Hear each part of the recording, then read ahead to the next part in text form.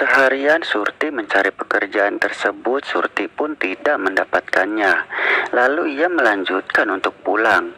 Di perjalanan Surti masih teringat perkataan Karmi, seakan terus terdengar di telinganya. Surti berjalan kaki sambil menangis karena tak kuat menahan tangisnya itu. Sesekali ia mengusap air matanya yang tak terbendung lagi. Setelah beberapa lama Surti berjalan kaki, akhirnya Surti pun sampai di rumahnya dan langsung masuk ke dalam kamar. Ia menangis terseduh-seduh di dalam kamar.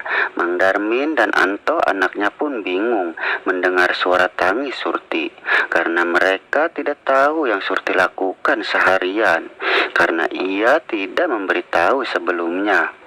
Mang Darmin pun masuk ke dalam kamar dan menyuruh Anto mengambil air minum di dapur dan mengantarkan ke dalam kamar. Anto pun disuruh keluar oleh Mang Darmin. Lalu Anto pun keluar dari kamar ibunya. Ia duduk sendirian sambil menonton televisi.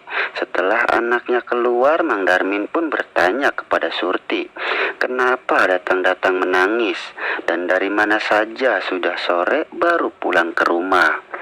Surti pun merangkul Mang Darmin sambil menangis dan menceritakan semuanya.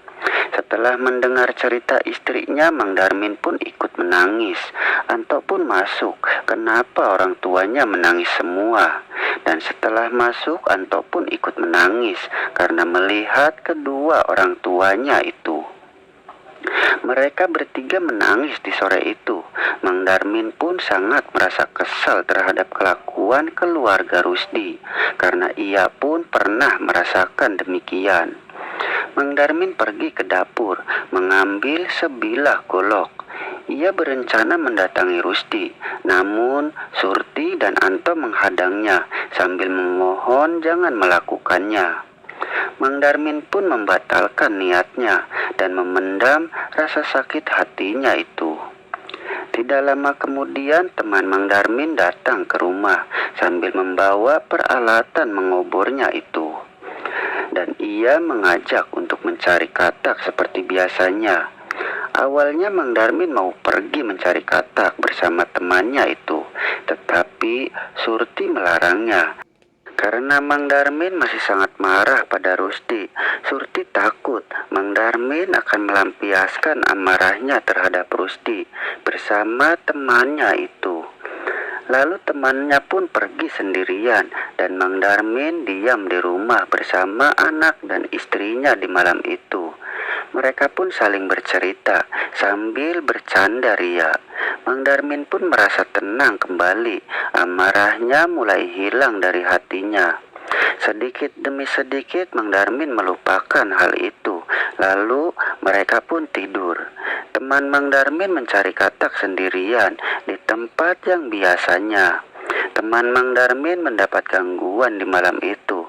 Senter kepalanya mati seketika. Lalu ia memperbaikinya tidak jauh dari jalan tersebut. Ia duduk sambil memperbaiki senternya di tengah malam. Ia pun melihat Rusdi dan Karmi istrinya melintasi jalan tersebut sambil berboncengan, tetapi mereka tidak mengetahui keberadaan teman Mang Darmin yang sedang memperbaiki senternya itu. Dan tidak lama kemudian Karmi kembali lagi sendirian mengendarai sepeda motornya. Teman Mang Darmin mencurigai dari mana dan ada apa di balik semuanya itu. Dan setelah memperbaiki senter, lalu senternya pun menyala kembali dan melanjutkan mencari katak dan mencari Rusdi yang mulai ia curigai. Setelah sekian lama ia mencari, akhirnya ia tidak menemukan keberadaan Rusdi di malam itu. Dan setelah itu waktu pun mulai pagi. Teman Mang Darmin pun pulang dan menjual kataknya terlebih dahulu seperti biasanya.